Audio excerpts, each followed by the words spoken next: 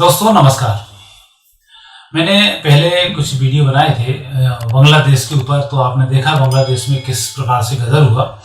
अब मैं दूसरी बात वापस हमारे दूसरे पड़ोसी मुल्क की बात कर रहा हूं, पाकिस्तान की। जो हालात अभी बांग्लादेश के हुए हैं वही स्थिति अब 14 अगस्त 2024 की जो स्वतंत्रता दिवस मनेगा उसके ग्रहयोग बता रहे हैं कि अब पाकिस्तान की भी खैर नहीं। जो स्थिति वहां बांग्लादेश में हुई है उससे भी भयानक स्थिति अब पाकिस्तान में होने जा रही है। राष्ट्रपति शासन भी लगेगा और बहुत गदर वाली स्थिति वहां पर बनेगी। उसके कुछ कारण हैं। यदि भारत, पाकिस्तान और बांग्लादेश तीनों की कुंडलियों का अध्ययन करेंगे तो स्थिति वहां पर यह बनती है कि दोनों जो भारत की भुजाएं हैं, पाकिस्तान और बांग्लादेश, ये भुजाएं अब वापस जुड़ने को तैयार हैं और अब इनकी सर्जरी होने की आवश्यकता आ रही है ग्रहयोग के अनुसार।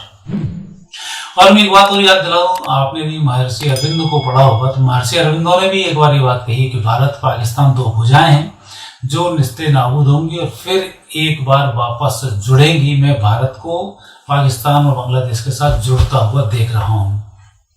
तो ये बहुत बड़ी उनकी एक विचार था, या यूं कहें कि उनके अंतर्मन की अंतरात्मा थी, या यूं कहें कि उन्हें कहीं ज्योतिष का ज्ञान था तो उसके अनुरूप बात थी, और यह यूं कहें कि महर्षि अरविंद बहुत से मामले में अंतर्यामी थे, क्योंकि बहुत साल पहले जबकि कोई चीज डिसाइड नहीं थी तब उन्होंने 15 अगस्त 1947 भारत के स्वतंत्रता की तारीख बतला दी थी।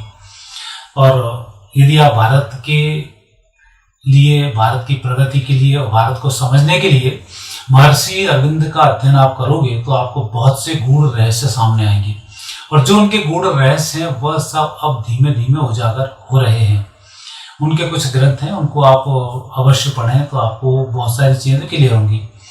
और ज्योतिषीय दृष्टि से यदि हम बात करते हैं तो यहाँ जो ग्रहयोग हैं, पहले मैंने बांग्लादेश के बताए, अब मैं बताऊंगा पाकिस्तान के, और फिर अगले एपिसोड में मैं भारत की भी बात करूंगा। तो यहाँ अभी जो स्थिति बांग्लादेश में हुई है, छात्र का आंदोलन था, तो वो छात्रों के आंदोलन को सीधा सीधा आतंकियों ने अपने हाथों में लिया और एक नेगेटिव स्थिति वहां पर बना दी और बहुत बुरी स्थिति वहां जला दी। प्रयास तो भारत में भी हुआ था नीट के माध्यम से छात्रों को उखाड़ने का, छात्रों के थ्रू दंगा, ये छात्रों के थ्रू उपद्रव कराने का, लेकिन चूंकि भारत के छात्र हैं, पढ़े लिखे छात्र हैं, और संविधान भारत का ऐसा बना हुआ है कि यहाँ इस तरीके के उपद्रव आसानी से सफल नहीं हो पाते हैं, तो यह वाला उनका जो उपद्रव था ये बढ़ ही नहीं पाया और चिल्लाते रह गए, संसद में उठाया, वहाँ उठाया, यहाँ उठाया, और हरकत पूरी रही उनकी बांग्लादेश जैसे हालात बन जाए, पर वो नहीं बन पाए। उसकी चर्चा में जब भारत की कुंडली आई तब मैं करूंगा भारत में किस किस प्रकार से षड्यंत्र अभी तक हुए हैं जो फेल हुए हैं, और आगे कैसे षड्यंत्र होंगे और वो कैसे फेल होंगे, या सरकार को उसमें क्या क्या ज्योतिष के अनुसार करना चाहिए, उनकी मैं आपसे चर्चा करूंगा। तो पहले अब मैं बात करता हूं पाकिस्तान की कुंडली की। तो पहले देखते हैं पाकिस्तान की कुंडली। पाकिस्तान 14 अगस्त 1947 की बात करें तो वृषभ लग्न में इसका अभी जन्म हुआ है। भारत की तरह राहु लग्न में है। मंगल और चंद्रमा द्वितीय स्थान पर है। सूर्य, बुध, शनि और शुक्र ये तृतीय स्थान पर है। गुरु छठे स्थान पर है। केतु यहाँ पर सप्तम भाव में है। और अभी इसको 26 जुलाई 2007 से 2027 तक शुक्र की महादशा चल रही है। तो ये तो इनके ग्रहयोग हैं। और शुक्र की यदि हम बात करें तो शुक्र लग्न का स्वामी है और छठे स्थान का स्वामी है। छठा स्थान होता है शत्रु स्थान। लग्न स्थान होता है व्यक्ति का स्वास्थ्य, व्यक्ति का व्यक्तित्व। तो 2007 से तो पाकिस्तान का व्यक्तित्व हर व्यक्ति को समझ में आ चुका है और पूरी दुनिया इस चीज को समझ चुकी है क्या पाकिस्तान का क्या होने वाला है। और दूसरा, मंगल और चंद्र द्वितीय स्थान पर, यह संकेत भी है कि पाकिस्तान किस तरह से चीन के चंगुल में फंसा और लगातार फंसता चला गया। और आज स्थिति ये है कि वहाँ के उद्योग धंधे भी ठप हैं। आज तो एक दिन पहले शायद मैं न्यूज़ देख रहा था, उस न्यूज़ में तो ये बड़ा कोई इंडस्ट्रीज था, उसने इंडस्ट्री अपनी इसलिए बंद कर दी कि वहाँ बिजली का बिल उसका 62 लाख रुपए महीना आना शुरू हो गया। तो वो इतना बिल उनका बिजली का हो चुका था कि वो कर्मचारी को तनख्वाह दे उनका दे, तो उसने फैक्ट्री बाइंड अप कर दी। और उस फैक्ट्री के लिए वो नाना प्रकार के जतन कर रहा था, अधिकारी इस पर दबाव बना रहे, कहीं कोई दबाव बना रहा था कि फैक्ट्री चलाने की स्थिति में नहीं था और बहुत बुरी पोजीशन पर आ गया। उसका उदाहरण मैंने आपको इसलिए दिया कि ये चीन भारत के साथ भी हरकत कर चुका है और ये करता ही है कि भारत में उद्योग धंधे फलित ना हो कैसे भी करके, चाहे विपक्ष को हंगामा करवाने के लिए उतारना हो, चाहे मीडिया को उतारना हो नेगेटिव रूप से, चाहे लोगों को भड़काना हो, ये सारे काम वो करता है और स्थिति बिगड़ जाए इसके लिए प्रयास करता है। और जब स्थिति उद्योग धंधों की बिगड़ती है तो खुद के यहाँ से सप्लाई शुरू कर देता है और आपको लूटने लग जाता है। तो जो अंग्रेजों का था व्यापार करने के बहाने आए और देश को गुलाम बना लिया, तो वो आज भी ये षड्यंत्र करता रहता है और वहां पर पाकिस्तान उनकी गुलामी में उतर आता है। अब यदि हम बात करें शुक्र की महादशा की, तो 2007 से 27 तक शुक्र की महादशा चूंकि लग्न का स्वामी है, स्वास्थ्य का स्वामी है, व्यक्तित्व का स्वामी है, खुद के सोचने समझने बुद्धि का स्वामी है, तो यहाँ पर शुक्र के कारण वहां के नेताओं की भोग विलास में वृद्धि है, वहां कोई एक सिस्टम नहीं है और सब कुछ अत्याचार अनाचार राक्षसी जो होना चाहिए नियम उसके अनुसार रहते हैं। आम व्यक्ति वहां रह नहीं सकता है, अल्पसंख्यकों की वहां जो दुर्गति है वो सब जानते हैं।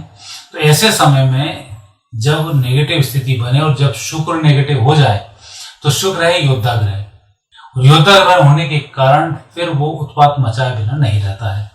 तो 2007 से ही आप लगातार देख रहे होंगे कि वहां एक तो सरकारें अनिश्चितता की स्थिति में, हर कभी राष्ट्रीय शासन लग जाता है, हर कभी सेना का शासन लग जाता है और अभी जैसे तैसे चुनाव हुए, चुनाव के कारण फिर एक सरकार बनी। अब वो फिर 14 अगस्त के बाद कब चली जाए कोई भरोसा नहीं, क्योंकि ग्रह योग वहां के थोड़े से नेगेटिव हैं। और अभी हम बात करते हैं एक कुंडली में और बताता हूं, फिर दोनों का कंपेयर करेंगे, आपको समझ में जाएगा। दूसरी कुंडली है 14 अगस्त 2024, जिस दिन वो स्वतंत्रता दिवस मनाएगा, उस दिन की जो स्थिति है वो ग्रह योग में आपको बताता हूं। यहाँ पर वृषभ लग्न में गुरु और मंगल विराजमान है, सूर्य बुध तीसरे स्थान पर, शुक्र हैं चतुर्थ भाव में, केतु हैं पंचम भाव में, चंद्रमा है सप्तम भाव में, शनि है दसम स्थान पर, राहु है द्वादश स्थान पर।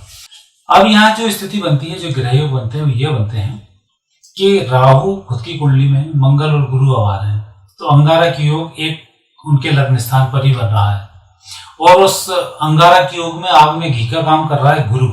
ये वहां पर लगातार उपद्रवी तत्वों को उकसा के रखेगा, नाना प्रकार की टेक्निक सिखाएगा और वहां पर उपद्रव मचवाएगा।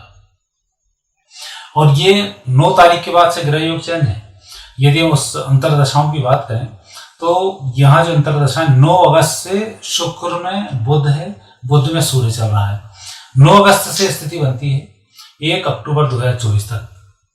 तो 1 अक्टूबर 24 तक सूर्य है, अर्थात शासन के खिलाफ बहुत सारे षड्यंत्र होंगे और उसमें षड्यंत्रकारी सफल होंगे। 1 अक्टूबर 24 के बाद चंद्र आएगा 26 दिसंबर 2024 तक और चंद्र मंगल के साथ दूसरे स्थान पर विराजमान है। 14 तारीख की हम बात करें 14 अगस्त की बात, तो चंद्रमा नीच राशि के होकर केतु के साथ विराजमान है। तो ये जो स्थिति बन रही है अक्टूबर के बाद, यहाँ फिर एक नेगेटिव स्थिति बनेगी, यहाँ मारकाट मचेगी, लेकिन वो शासन स्तर की होगी और थोड़ी सी कंट्रोल में रहेगी। इसके बाद 26 दिसंबर 24 से लेकर फरवरी 2025 तक शुक्र में बुध है, बुध में मंगल है।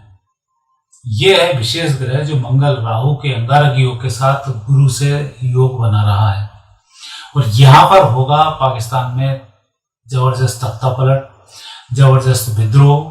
और मुझे तो लग रहा है कि जो मैं बहुत साल से भविष्यवाणी करता चला रहा हूँ 2012 से कि पाकिस्तान के 2016 के बाद कब टुकड़े हो जाएंगे पता नहीं पड़ेगा। मुझे लग रहा है 2025 और 26 पाकिस्तान के विभाजन का डंका बज जाएगा और पाकिस्तान विभाजन की स्थिति में आ जाएगा।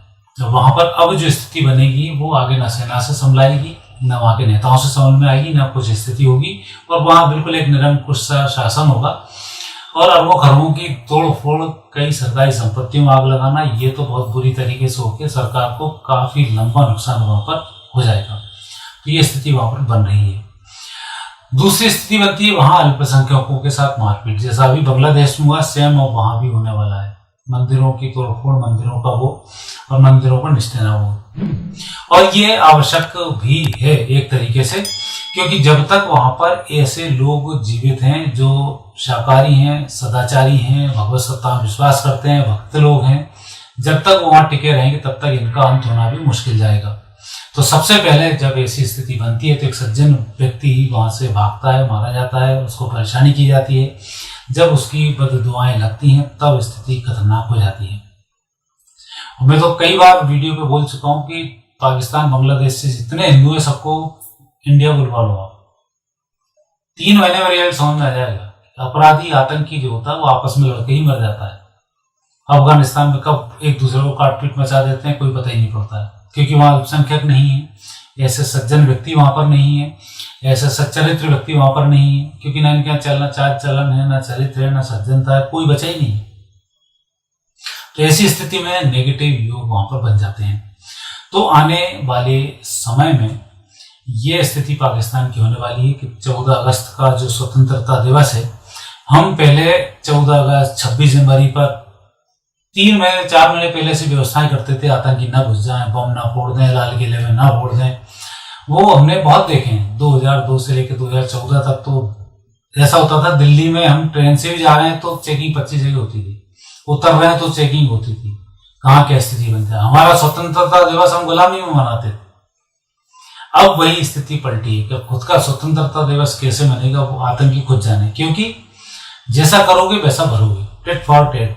और प्रकृति तो जैसा दोगे वैसा वापस आपको देती है, जैसा पेड़ लगाओगे वैसे आपको फल मिल जाएंगे। तो वो स्थिति यहाँ पर बन रही है। लेकिन इन सब घटनाओं के बहाने बांग्लादेश हो, पाकिस्तान हो, अफगानिस्तान हो या अन्य हुती टाइप के संगठन हो, इनसे भारत को एक सबक लेने की आवश्यकता है कि जिस प्रकार से यहाँ पर आंदोलन हो रहे हैं, जैसे आग भड़काने का पहले काम किया था किसान आंदोलन के थ्रू और वो कन्वर्ट हुआ था, वो आपको सबको पता है। वैसा ही उपद्रव फिर यहाँ शुरू हुआ था, वापस किसान खड़े होने शुरू हुए वापस, और नीट के बच्चों को भड़काना शुरू किया। तो ये जो स्थिति वहां घटित हो रही है, जैसे वहां बच्चों को से आग लगवाना शुरू कर दी, फिर आतंकी धीरे से एंट्री कर गए, ऐसे यहाँ भी ऐसे उपद्रव बहुत होंगे। जो विपक्ष जिस तरीके से बात कर रहा है ना, पहले भारत को जातियों में बांट दो, जातियों के बहाने दंगे करा दो, फिर आदि जातियों को इधर मिला दो, आदि को उधर मिला दो। तो ये जो षड्यंत्र है एक तरीके से भारत के खिलाफ, विपक्ष उस चीज को समझ नहीं रहा है कि दुनिया उस भड़काने का इंतजार कर रही है कि एक चिंगारी इस देश में भड़क जाए तो हम उसका मजा लें। तो वो स्थिति यहाँ भी हो सकती है, इसलिए हमारी सरकारों को भी इसमें बहुत तेजी से सजग होने की आवश्यकता है। और किस तरह से इस भीड़ को कंट्रोल किया जाए, इसकी आपको तैयारी रखनी होगी। और ये तैयारी कैसे होगी फिर मैं उसके अगले वीडियो में आपसे चर्चा करूंगा। वैसे ही करेंगे, जो मैं तो ज्योतिषी हूँ तो मुझे पता है क्या स्थिति होने वाली है, तो कैसा इसका रहेगा, इसलिए मैं आपसे वर्णन करता हूँ और इसलिए सारी बातें करता हूँ। और इसीलिए इसमें पाकिस्तान की जो दुर्गति होने वाली है, मैं फिर बता रहा हूँ। ज्यादा पहले बता दो लोग वीडियो नहीं देखते हैं, इसलिए इस समय पर बताना पड़ता है। अब आप देखेंगे स्थिति वहां पर कैसी होने वाली है, और 9 तारीख के बाद ही सारे ग्रह योग बदलेंगे और हालात लगातार अनियंत्रित पाकिस्तान में होते हुए चले जाएंगे। महंगाई हो, खाना पीना हो, भूखों मरने की स्थिति हो, लाइट जाने की स्थिति हो, सरकारी उपक्रम हो, सरकारी वाहन हो, सब कुछ वहां पर जल जलाकर खाक होने वाला है। बहुत जल्दी ये जलजला आपको देखने को मिलने वाला है। मित्रों, ये था पाकिस्तान की कुंडली का विश्लेषण कि आने वाले समय में पाकिस्तान में क्या स्थिति घटित होने वाली है। अब आप ये मत पूछना कि पीओके का क्या होगा, बहुत जल्दी आपके सामने उसका रिजल्ट आएगा, उसकी भी हम वापस चर्चा करेंगे। अभी जो उपद्रव खड़े हुए हैं हम उसकी आपसे चर्चा कर रहे हैं। आगे फिर नए विषय के साथ आपसे भेंट होगी। इस प्रोग्राम को लाइक अवश्य करें, चैनल को भी सब्सक्राइब करें, बेहतर होगा। आगे फिर नए विषय के साथ मिलेंगे। नमस्कार।